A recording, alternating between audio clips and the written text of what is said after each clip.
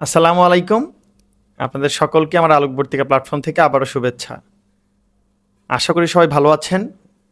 সকলেরই প্রস্তুতি, চাকরির যে প্রিপারেশন ভালো চলছে। যেহেতু আমি চাকরি প্রত্যাশীদের নিয়েই কাজ করি, তাই আপনাদের সামনে একটি বিষয় নিয়ে কথা বলার জন্য আজকে আবার হাজির হয়েছি। আমার জন্য সবসময় দোয়া রাখবেন। একটি বিষয় যে অনেকেই আমাকে জিজ্ঞেস করে যে ভাই প্রস্তুতি নিচ্ছি, অনেক ক্ষেত্রেই সফল হচ্ছি আলহামদুলিল্লাহ, কিছু ক্ষেত্রে ব্যর্থতাও হচ্ছে। সো আসলে প্রস্তুতিটা এই মুহূর্তে কিভাবে নেওয়া উচিত? আমি দুটি বিষয়কে আজকে ফোকাস করার জন্য এই ভিডিওটি করছি, যে আপনি এক্সাম বেসড প্রিপারেশন নেবেন নাকি প্রস্তুতিতে ঘাটতি থাকলে এক্সামের কথা বাদ দিয়ে শুধু প্রস্তুতিতে মনোনিবেশ করবেন। বিষয়টাকে একটু আরও ভালোভাবে বুঝিয়ে বলছি। ধরুন আপনি ব্যাংকের চাকরি প্রত্যাশী। এখন আপনি হয়তোবা আগেও পরীক্ষা দিয়েছেন, ২১ ভিত্তিক পরীক্ষাগুলো ফেল করেছেন, ২২ ভিত্তিকের সিনিয়র অফিসার প্রিলি এবং রিটেন দুইটাই সম্পন্ন হয়েছে, আপনি ফেল করেছেন প্রিলিতেই। এখন কি আপনি অফিসার জেনারেলের জন্য প্রস্তুতি নেবেন? অফিসার জেনারেল হয়তো বা পাস অথবা ফেল করলেন কোনো কারণে, আবার অফিসার ক্যাশের জন্য প্রস্তুতি নেবেন। ল্যাকিংসটা কোথায়? আপনি আসলে কি করবেন? আমি বলবো যারা এখনও একটি প্রিলিও পাস করেননি অথবা ফ্রেশার, তারা সামনে আপনার কোন পরীক্ষা এটার দিকে মনোযোগ কখনোই দিবেন না। আপনি এখানে সেকেন্ড যে পয়েন্টটি সেখানে মনোনিবেশ করবেন, যে ফোকাস অন কমপ্লিট প্রিপারেশন। আপনি নিজেকে ৪ থেকে ৫ মাস সময় দিন। প্রত্যেকটি সাবজেক্ট আপনি ধরে ধরে ভালো প্রস্তুতি গ্রহণ করুন। ধরুন আপনি ব্যাংকের প্রস্তুতি গ্রহণ করছেন, ব্যাংকের ৫টি সাবজেক্ট: বাংলা, ইংলিশ, গণিত, সাধারণ জ্ঞান এবং আইসিটি। এখন আপনি হয়তোবা সামনে অফিসার জেনারেল অথবা অফিসার ক্যাশ পরীক্ষা দিবেন, কিন্তু আপনার প্রস্তুতি মোটেও ভালো না। মোটেও ভালো না বলতে আপনি পাস করবেন না মোটামুটি শিওর। আপনি চাচ্ছেন যে তাও একটু খুব তাড়াহুড়া করে লাস্ট ১০ থেকে ১৫ দিন দেখি, আপনি পাস করেননি ধরে নেন। তাহলে কি আপনি আবার হয়তো অফিসার ক্যাশের কিছুদিন পর আবার ডেট পাবেন, তখনও একটা তাড়াহুড়া যে ১.৫ মাস সময় আছে একটু চেষ্টা করে দেখি, হয়তো আবার ফেল করলেন। কিছুদিন পর আবার ২৩ ভিত্তিক সিনিয়র অফিসার জেনারেল শুরু হবে। এভাবে দেখবেন আপনি ১ মাস ১.৫ মাস মাঝখানে হয়তো এনএসআইয়ের পরীক্ষা, সরকারি কর্ম কমিশনের নন ক্যাডার পরীক্ষা, নিবন্ধন পরীক্ষা, এভাবে পরীক্ষা চলতে থাকবে। আপনি একবার এনএসআইয়ের জন্য একটু প্রিপারেশন নিচ্ছেন, আবার একটু হয়তো বা সামনে একটা পরীক্ষা আছে ব্যাংকের ২৩ ভিত্তিক, তাড়াহুড়া করে ১ মাসের প্রিপারেশন নিলেন, আবার হয়তো বা নন ক্যাডারের একটি পরীক্ষা ১০ দিন ২০ দিন প্রিপারেশন, এতে কিন্তু সময়টা আপনার চলে যাচ্ছে। আমি যেটা মনে করি, আপনার সফলতা অর্জনের জন্য অথবা রাইট ট্র্যাকে থাকার জন্য আপনি টার্গেট ফিক্সড করেন। টার্গেট ব্যাংক, বিসিএস অথবা অন্য যদি কোনো চাকরির আপনি টার্গেট করে থাকেন, ওই যে ব্যাংককে আপনি টার্গেট করলেন, এখন আপনার যত ধরনের প্রিপারেশনের ল্যাকিংস আছে, আপনি কিন্তু ৪ থেকে ৫ মাস নিজেকে সময় দিবেন। প্রত্যেকটি সাবজেক্ট ধরে ধরে কিভাবে একটি স্ট্যান্ডার্ড প্রিপারেশনে আপনি পৌঁছাতে পারেন সেই বিষয়ে আপনার মনোনিবেশ করতে হবে।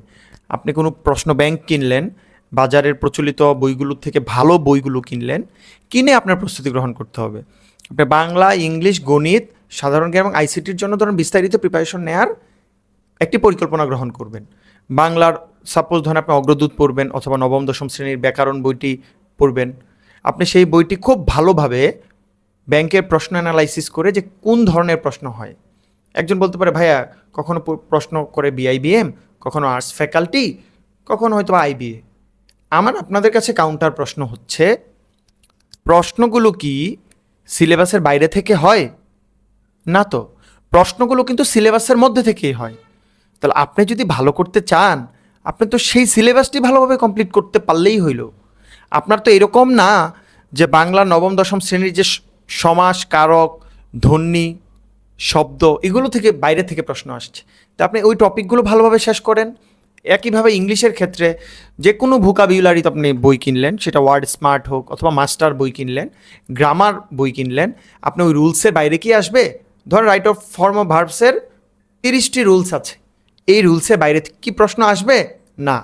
আপনি গণিতের যে কোনো একটি বই প্লাস নবম দশম শ্রেণীর সাধারণ গণিত এবং প্রাসঙ্গিক উচ্চতর গণিতের চ্যাপ্টারগুলো খুব ভালোভাবে করলেন, আলহামদুলিল্লাহ খুব মনোযোগ দিয়ে পড়লেন। একইভাবে সাধারণ জ্ঞান পড়লেন, সাম্প্রতিক পড়লেন। আপনি বেসিক ভিউ থেকে সাধারণ জ্ঞান পড়তে পারেন, প্রফেসর থেকে পড়তে পারেন। একইভাবে আইসিটির ক্ষেত্রে আপনি হয়তো বা ইজি কম্পিউটার অথবা আলাল বইটিকে ফিক্সড করলেন, দেখলেন কোন টপিকগুলো থেকে প্রশ্ন আসে, ইনপুট ডিভাইস, আউটপুট ডিভাইস, এখন যে সাম্প্রতিক টেসলা, স্টারলিংক, এই যে বিষয়গুলো বেশি ইম্পর্টেন্ট, ক্লাউড কম্পিউটিং, আপনি এই টপিকগুলো যেগুলো প্রশ্ন সচরাচর আসে পরীক্ষাগুলোতে, আপনি একটু প্রস্তুতি নিলেন। এতে করে আপনার কি হবে যে 4 থেকে 5 মাস পর আপনি কিন্তু একটা খুব ভালো স্ট্যান্ডার্ডে চলে যাবেন।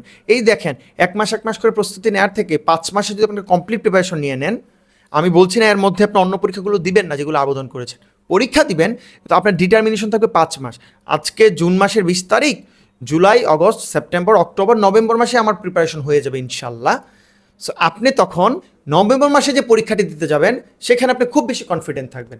এর মধ্যে আপনি বিভিন্ন প্ল্যাটফর্মে পরীক্ষা দেয়া, আপনি বিভিন্ন মডেল টেস্ট সলভ করা, সেগুলো তো করবেনই, তো আপনি কিন্তু ওই যে 5 মাস সময় দিলেন নিজেকে, 5 মাস পর পর কিন্তু আপনি একটি অন্য উচ্চতায় চলে যাবেন।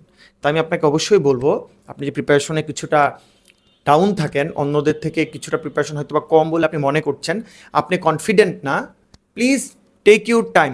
32 বছর পর্যন্ত 1 মাস 2 মাস 3 মাস করে প্রস্তুতি নেওয়ার থেকে নিজেকে আজকে থেকেই 5 মাস সময় দিন।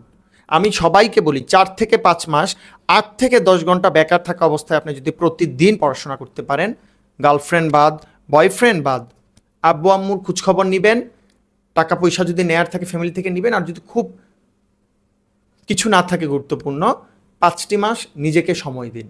আপনি যে 5টি মাস খুব ভালোভাবে বিস্তারিত প্রস্তুতি গ্রহণ করেন, সকল সাবজেক্টে, আপনার কোনো একটি সাবজেক্টে উইকনেস থাকতে পারে, কোনো একটি সাবজেক্টে আপনি ভালো থাকতে পারে, সকল সাবজেক্টে যদি আপনি স্ট্যান্ডার্ড প্রিপারেশন গ্রহণ করেন, আপনি দেখবেন 5 মাস পর আপনি পরিবর্তিত আপনি হয়ে যাবেন।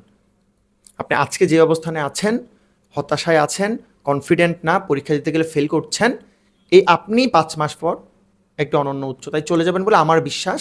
কেউ যদি সত্যিকার অর্থে 5 মাস চাকরির বাজারে প্রস্তুতি গ্রহণ করে, সেটা ব্যাংক হোক, বিসিএস হোক, সে ইনশাল্লাহ একটি ভালো পর্যায়ে চলে যাবে। সেজন্য যদি কোনো প্ল্যাটফর্মে সাহায্য নিতে হয় সেটা ডিফারেন্ট কথা, কারো গাইডলাইন নিতে হয়, কারো কাছ থেকে উপদেশ নিতে হয়, কীভাবে প্রস্তুতি নিতে হয় সেই বিষয়ে যদি ধারণা নিতে হয় সেটা ডিফারেন্ট, কিন্তু নিজেকে 5টি মাস সময় দিন। আমি বলবো আপনি যে নিজেকে খুব সুন্দরভাবে 5টি মাস সময় দিন, এক্সামের পিছনে না ছুটে নিজেকে ডেভেলপ করেন, এমনিতে পরের এক্সামগুলো আপনি সফল হবেন। আশা করি আমার এই ছোট যে উপদেশমূলক ভিডিওটি আপনারা অবশ্যই, যারা ফেল করছেন অথবা প্রস্তুতি ঠিকভাবে গ্রহণ করতে পারছেন না, 4 থেকে 5টি মাস ভাই নিজেকে সময় দিন। আমি বিশ্বাস করি, এই ভাইয়ের কথাটি বিশ্বাস করেন, আপনি সফল হবেন ইনশাল্লাহ। আশা করি আমার কথাটি আপনারা মেনে চলবেন, নিজের ভালো করবেন, নিজের ভালো বুঝবেন।